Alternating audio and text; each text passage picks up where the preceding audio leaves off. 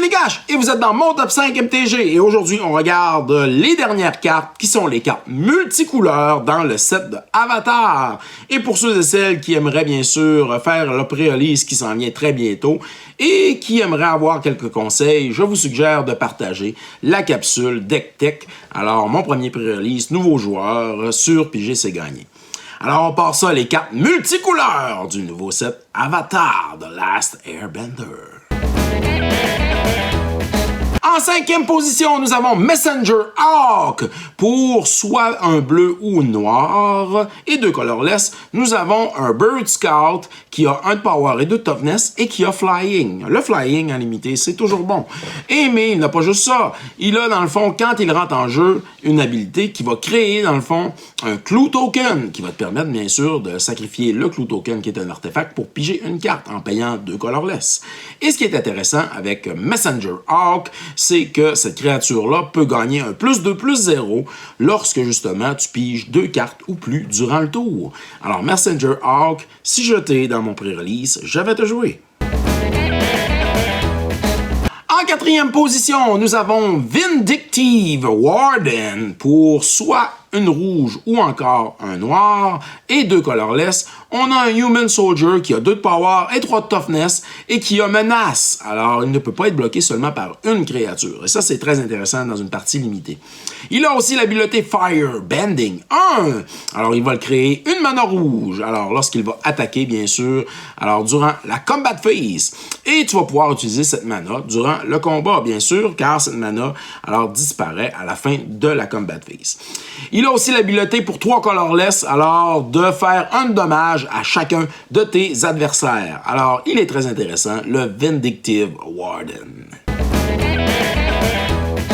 En troisième position, nous avons Foggy Swamp Spirit Keeper. Pour un noir, une bleue et un colorless, on a une créature human druide ally qui a 2 de power et 4 de toughness et qui a une habilité de lifelink. Alors, il peut te faire gagner de la vie en faisant des dommages, bien sûr, aux créatures et aux adversaires. Alors, elle a aussi l'habileté que lorsque tu piges ta deuxième carte, alors dans chacun de tes tours, tu vas créer un 1/1, alors un 1/1 Spirit Créature Colorless Token, et ce token-là ne pourra pas bloquer, mais aussi ne pourra pas être bloqué par des non-Spirit Créatures.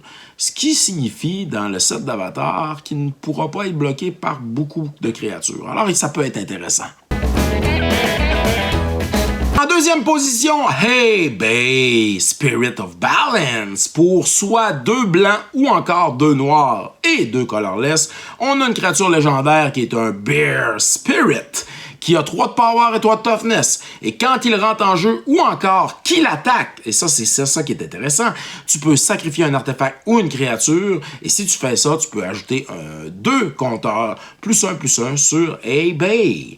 Et lorsque eBay leave le battlefield, et ça c'est intéressant parce que quitter le battlefield, ça peut être de différentes façons.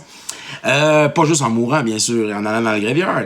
Tu vas pouvoir, bien sûr, lorsqu'il quitte le battlefield, transférer à ce moment-là les +1/+1 compteurs de eBay à une autre target créature que tu contrôles. Et ça, c'est très, très intéressant. En première position, nous avons Daily Agents. Pour un vert, un noir et 3 colorless, nous avons un Human Soldier qui a 3 de power et 4 de toughness.